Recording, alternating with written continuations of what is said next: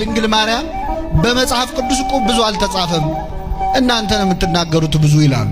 እውነት ለመናገር ብዙ ተጽፏል አይን ላለው ሰው።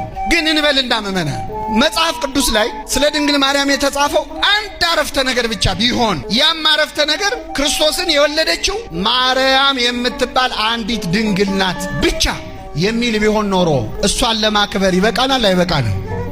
እስቲ ምን ቢጻፍ አምላክን ወለደች ከሚል በላይ ምን ሊጻፍ ይችላል? 30 ቅኔ ቢቀኙ ሐዋርያቱ ነቢያቱ ተሰልፈው ወለደችው ከማለት በላይ ምንም ክብር የለም። ግን ይገርማል፣ በመጽሐፍ ቅዱስ ድንግል ማርያም ያደረገችው ብቻ አይደለም ያሰበችው ሳይቀር ተጽፏል። ይህ እንዴት ያለ ሰላምታ ነው ብላ ምን አለች?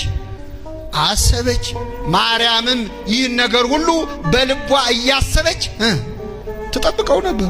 ሐሳቧ ድረስ ገብተው ጽፏል፣ መንፈስ ቅዱስ ገልጦላቸው። መልአኩም እንዲህ አላት፣ ማርያም ሆይ አትፍሪ፣ በእግዚአብሔር ፊት ሞገስን አግኝተሻልና አላት። ምእመናን፣ እመቤታችን ክብርን ሞገስን ያገኘችው በማን ፊት ነው? አንዳንድ ሰዎች እናንተ ኦርቶዶክሳውያን የድንግል ማርያምን ክብሯን አብዝታችሁታል ይላሉ።